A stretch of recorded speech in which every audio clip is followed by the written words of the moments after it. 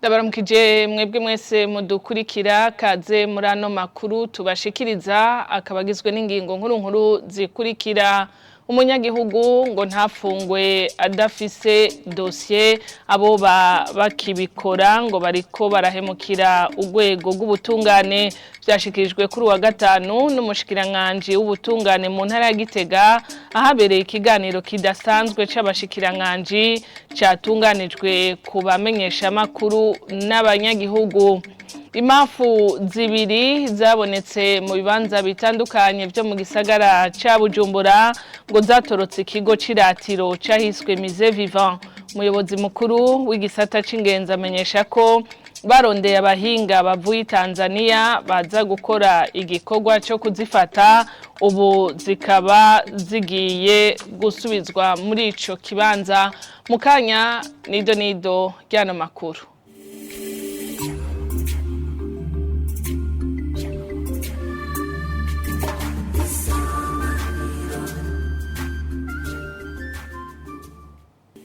Dasuye kubaramutsa ndabaha n'ikaze muri ano makuru avugwa mu rurimi rw'ikirundi. Umushikiranganji w'ikigega ca leta aremera amakuru avuga ko hari udupapuro bita vignette mu rurimi rw'igifaransa tuja ku bidandazwa vyinjiye mu gihugu twibiwe mu kigo kijejwe amatagisi n'amakori Ober. Mu kiganiro kidasanzwe c'abashikiranganji kuri uyu wa gatanu mu ntara ya Gitega, umushikiranganji Audace Niyonzima amenyesha ko hari n'abakozi ba Ober n'abadandaza bari mu minwe y'ubutungane kugira babazwe ivyo dossier. Amavignette n'ibimenyetso dushira ku bidandazwa kugira ngo dukinge ubusuma bujanye no gutariha amakori n'amatagisi ku bidandazwa bivuye hanze. Iryo soko rero rya mavignette kera zatangwa n'ishira hamwe by'abashinwa. Ayo mavignette rero ukuntu ameze arafise ibimenyetso vyinyegeje, byitwa ibimenyetso by'umutekano w'amavignette bidaheza ngo bije ku mugaragaro. Niyo mpamvu rero itangwa ry'iyo soko rero ridaheza ngo ritangwe ku mugaragaro, kuko byinshi bisaba yuko ibyo bimenyetso bimenyeshwa abantu bose. Rero n'ukubera iki twayihaye umurundi tukayaka umushinwa. Uyu mushinwa afise amakemwa ayahe? Ubwa mbere bwo nuko mu ntumbero ya leta nuko utera intege abarundi bikorera utwabo, kuvuga yuko isoko twayatse umushinwa igahabwa umurundi, numva yuko ahubwo ari ikintu ciza dushoboye kuronka murundi ashobora gukora ico gikorwa c'ubuhinga. Hanyuma ikigira kabiri nuko igiciro umushinwa yatanga kuri ayo mavignette kiri hejuru y'ico gishira hamwe mwavuze riko riratanga amavignette, igiciro byatanze kiri munsi. Ivyuko amavignette ahomogwa agashobora ku bindi bidandazwa ni bwabo be gito bw'abadandaza nyene bashaka gukora amayeri yo kunyuruza amakori n'amatagisi. N'ubwa mbere barabikoresha amavignette yakora ubwa mbere yava mu Bushinwa, naho nyene twabonye inyifato nyiyo aho bayahomeka ku bintu, kuko aja ku bitenge akaja ku binyobwa bikaze bivuye hanze, akongera akaja no ku matelefone. Naho twagerageza kuduza ubuhinga kugira ngo ntizishobore guhomoka, abantu nabo bagira fraude usanga nabo biga ubundi buhinga. Ivyo vyuko zihomoka rero usanga ari amayeri babakoresheje bagaheza bakazihomora zimwe izishoboye guhomoka, ariko abazikora nabo tuguma dukora kugira ngo nabo nyine baduze ubuhinga kugira ngo ibyo guhomoka ntibisubire ngo bikunde. Ariko ikindi naco nuko usanga rimwe na rimwe hari nizo bafotoye bakazana zisa n'izukuri, abantu bakibaza yuko kumbore ari zahomotse.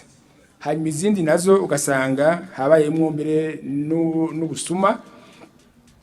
Twarafashe abakozi bamwe wasanga bazivye bagafata nk'ikizingo c'amavignette ko kiba kizinze ari kizingo kinini cyane, bakaja hariya munsi y'ikizingo bagakurayo nkeya bagenda bakazidandaza, kuko ivignette imwe igugwa hafi 490. Uyikize ku kidandazwa cyari gutanga amakori 10,000. Urumva yuko uyo muntu wayivye amafaranga 4,000 9,500. Urumva rero yuko iyo umuntu aguze izo vignette akazisha kudandazwa bica byitwaye ko kudandaza carishe amakori n'amatagisi ariko kwitarishe nuko rero bigenda ariko kuvuga yuko zihomoka kubera ko zahawa zikorwa n'ishiramo y'u Burundi siyo mpamvu. Abakozi rero bakoze ubwo gito kwiba ayo mavignette barahagaritswe barakora kuko amatohoza n'inyamiramabi hanyuma n'abadandaza nabo nyene bakoranye n'abakozi ba Uber nabo nyene barahagaritswe bose bariko bakorerwa ko amatohoza kugira turabe inzira bicishamwo kandi bongere bahanwe hisunze amategeko. Muri ico kiganiro nyene umushikiranganje nawe w'ubutungane yibukije inyamiramabi ko kizira gufunga umunyagihugu atagira dossier nayo umushikiranganje w'inyubako ntatomora neza ryari ahahoze isoko nkuru ya Bujumbura hazosubira kubakwa. Mihaye Kanyange aratubwira n'ibindi vyavugiwe muri ico kiganiro.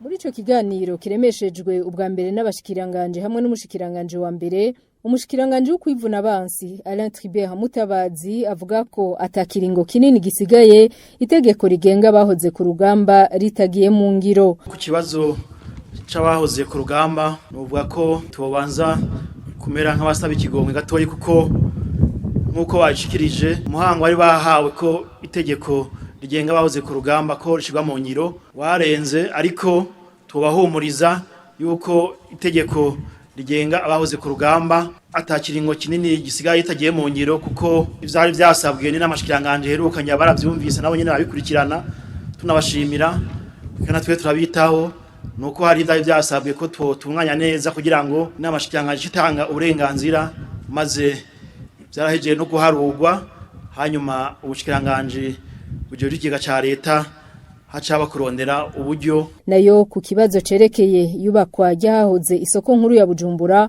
Dieudonné Dukundane umushikiranganje w'inyubako ntatomora neza ryari iyo soko izokubakwa ngo kubera ko hazorondegwa abanyamitahe. Wakoze kwabaye gutunganya ishusho nshasha y'ingene kijya kibanza cyo kubakwa.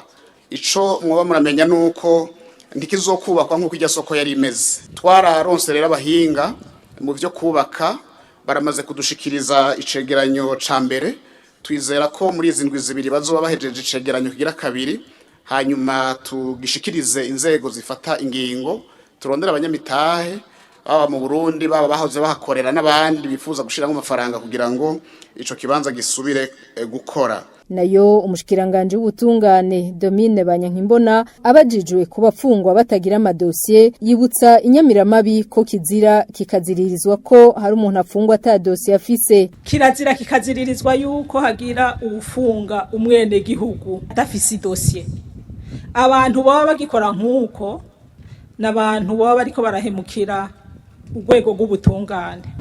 Kandi mu kugira ubutungane turafashanya n'intwaro kandi noneho ikirenzeho uko nuko imbere yo kumushira mu gasho yobanza kumenyesha umutwara.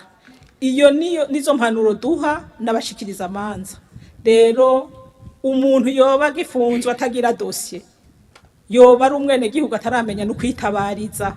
Muri ico kiganiro nyene uwajeje ubutungane avuga ko upfunzwe agwaye atariwe yironderera havurizwa. Mu gihe baramutse bafungwa nuko bafise ivyo bagirizwa ntiboca ari bavuga bati dukeneye kwiza kwivurizwa aha canke hariya mu gihe abajeje kubavura batarigera bavuga ko bananiwe kubavura. Kubafungwa bezwa ntibarekugwe Domine Banyankimbona asigura ko hisungwa ibwirizwa rigenga uko imanza z'ivyaha ziburanishwa hamwe n'ibwirizwa rigenga sentare ntahinyuzwa. Ubutungane ngo burafatira ku mutekano w'uwo abarekuwe canke umutekano muri rusangi nk'uko umushikiranganje w'ubutungane abitangira umuco. Arakoze Mihaye Kanyange amakuru twabateguriye arabandanya amasanamu y'imafu zibiri ziyerereza mu bibanza bitandukanye byo mu gisagara ca Bujumbura kuva ku munsi wa kane ngo nivyo bikaba vyemezwa n'umuyobozi mukuru w'igisata c'ingenzi amenyesha ko zatorotse ziva mu kibanza Musée Vivant kandi ko zakomerekeje abantu babiri harimwo n'umukozi waho. Jacques Bigirimana ariko arahumuriza abanyagihugu ko kuri uyu wa gatanu zisubizwa muri ico kibanza.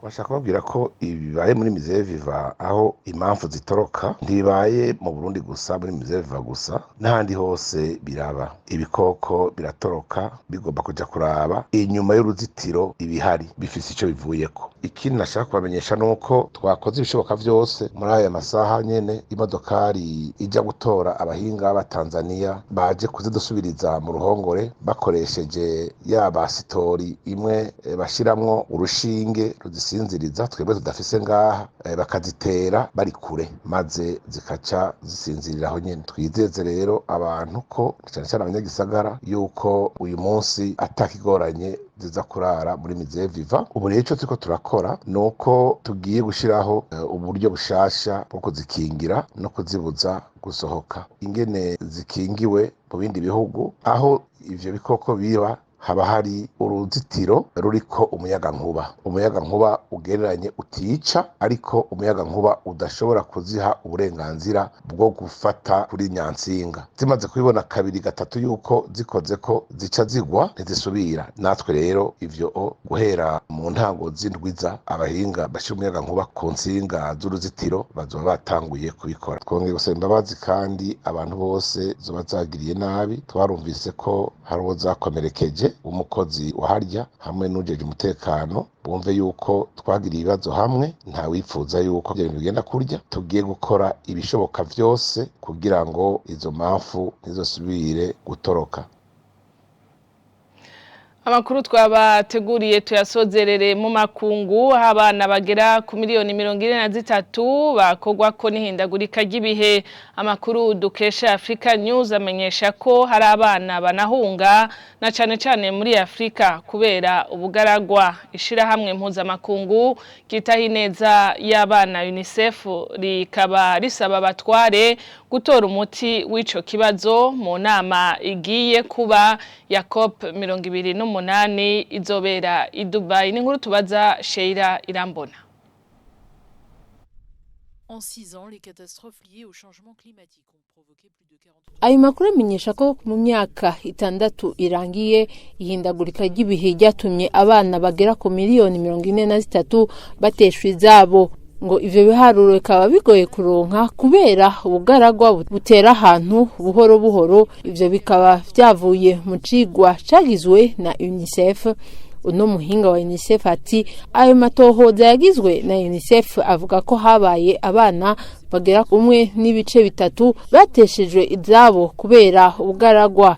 Ivyo biharuro vyaharuwe kandi ahantu dufise ivyo gufatira ko bikwiye. Ivyo mugabo tuvuga kimwe mu bibazo vyibonekeza. Ayo makuru abandanya avuga ko ayo matohoza yerekana uturere habaye ingendo nyinshi z'abana hamwe n'ingorane abana bemeza ko bagize. Uyu muhinga arongera avuga ko uko guteshwa izabo kw'abo bana gutuma abana bahura n'ingorane nyinshi, ngo nk'iyo habaye zanyamugigima abana bagira ibibazo nko kubura aho bakika umusaya canke kubura bamwe mu kibano ari ababareze canke abavyeyi babo, ngo ivyo bigatuma abana bafatwa bupfuvyi. Ngo birabahungabanya kandi kubera bataronka uko bashika ku mashure canke bashikira muganga, barashobora kandi kugwara ingwara kubera batacandazwe. Ishirahamwe mpuzamakungu UNICEF risaba abatware gutora umuti w'ico kibazo mu nama igiye kuba ya COP28 izoba i Dubai. Uno muhinga ati dukwiye gushira inguvu hamwe kugira uburyo butangwa mu kugwanya ihinduka ry'ibihe buronswe ibihugu bibonekamwo cane